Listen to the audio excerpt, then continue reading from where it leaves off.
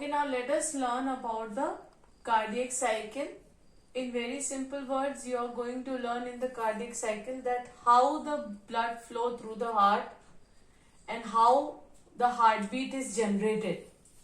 Now, when we will learn about the cardiac cycle, then you are going to come through these two terms very often, that is systole and diastole.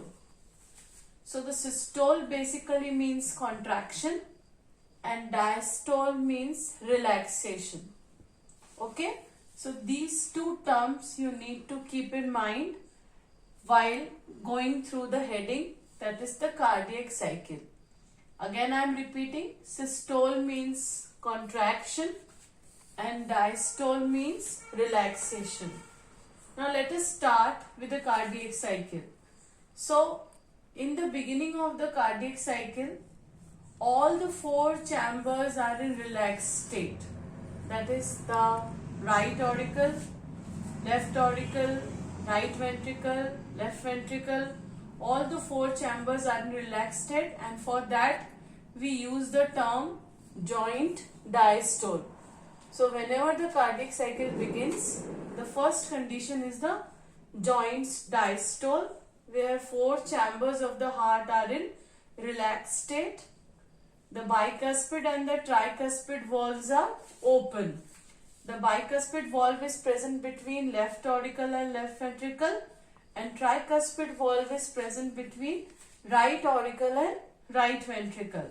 Now when these valves are open, the blood comes to auricles and then it moves to ventricle of respective side. So blood is coming to pulmonary vein from the lungs, and this oxygenated blood which comes from the lungs reach to left auricle. Since the valve is open, so from left auricle it moves to left ventricle of that side. Similarly, the deoxygenated blood is collected by the largest veins of the body, that is superior and inferior vena cava, and this deoxygenated blood comes to right auricle and then it reaches the right ventricle, since the tricuspid valve is also open. During the joint diastole, the semilunar valves which are present at the left ventricle and the right ventricle, both the valves are closed. At the same time, the SA node, which is the sinoatrial node, generates the action potential, and as a result of this action potential, the blood flow increases by 30% and the auricle starts contraction. That is, the atrial systole will begin. Now when the action potential reach the atrium, under that condition these are the changes that you will see. So now the atrium is going to begin the contraction, right? So blood flow will increase in the atrium by 30%, which will further move to ventricles. The ventricles are in relaxed state here only. So you can also write atrial systole or ventricular diastole, right? Now auricles start contracting. Now the action potential which was generated by SA node will now reach to AV node, and from AV node it is going to go to left and the right ventricular bundle. See children, for understanding this cardiac cycle, it is very important that you go through the inner structure of heart. Till the time the inner structure of heart is not clear, then how the action potential is moving from one nodal tissue to other nodal tissue will not be understood. So kindly go through the inner structure first, and then you try to understand. It is just like the movement of a current. The current or action potential is generated by SA node. From SA node it goes to AV node.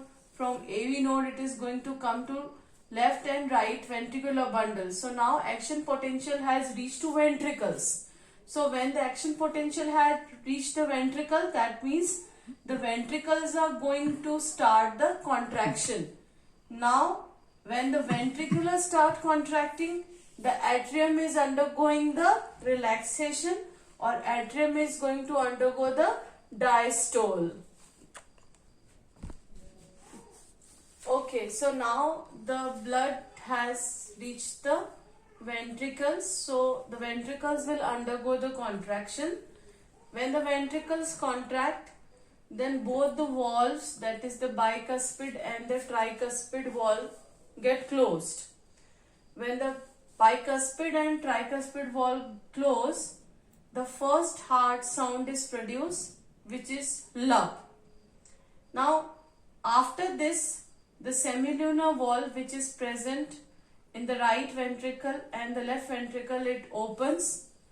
As this valve opens, the blood from the ventricle will move to pulmonary artery from the right side, and this pulmonary artery will carry the deoxygenated blood to lungs for oxygenation, whereas the blood from the left ventricle will move into the largest artery, that is aorta. This aorta is going to take the oxygenated blood to all the body parts. So now the blood had moved out from the ventricles. So ventricle also relaxed. Auricle were already in the relaxed condition. Now ventricle also had reached the relaxed. So this is again the restoration of the first condition, that is joint diastole. So the cardiac cycle is basically involving these three events. Joint diastole, where all the four chambers are relaxed. Then atrial systole, where the auricle undergo contraction but the ventricle are in relaxed state. Ventricular systole, where auricle are in relaxed state and ventricle undergo the contraction.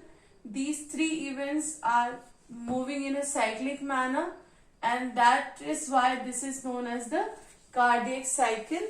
As soon as the ventricle relax, the semilunar valve also get closed, and when the semilunar valve get closed, under that condition the second heart sound is produced, which is known as dub.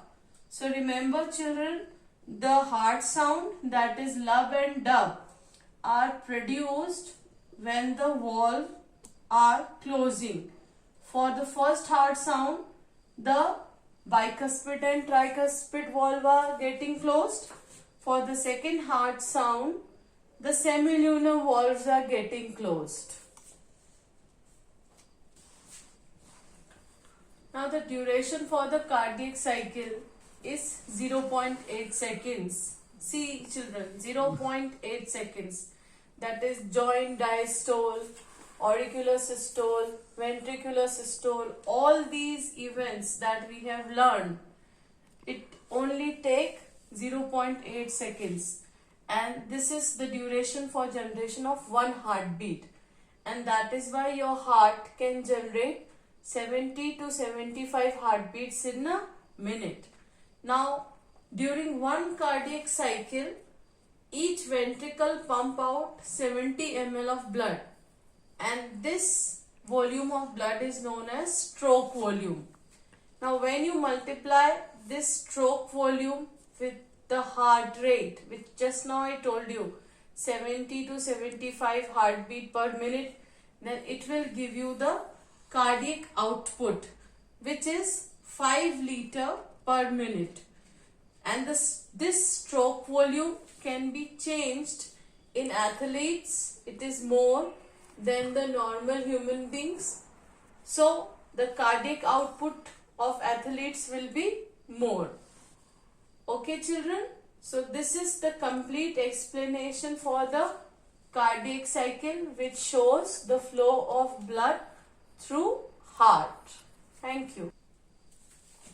The next topic for today's class is electrocardiograph or ECG. Now it is a machine that is basically used to obtain the electron cardiograph. You can see here the graphical representation. Now the ECG is the graphical representation of electrical activity of heart during the cardiac cycle. So during the cardiac cycle we have learned about joint diastole, atrial systole, ventricular systole. So the ECG is going to give you the representation of those events, right? This is the standard ECG or a ECG that is obtained under the normal functioning of the heart, right? If any person is complaining about any sort of problem related to heart, then they have to undergo the ECG, and if the ECG deviates from this standard, then we need to undergo the different type of treatments that include the bypass surgery or implementation of pacemaker in heart. So basically this is the normal ECG obtained.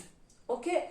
Now what these PQRST, you can see here the alphabet PQRST, what these stands for, I'll tell you just now.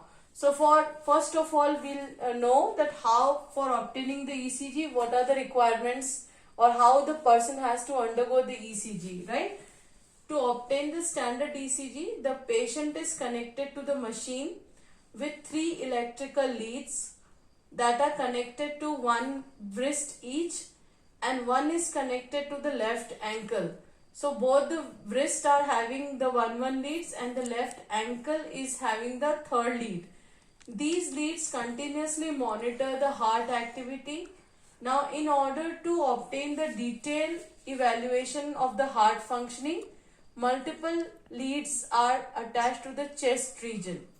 Now each peak that you are going to see here is representing the events that occur during the cardiac cycle. This is the P curve. The P curve stands for atrial systole. Then QRS complex. See, this is QRS complex. This stands for ventricular systole.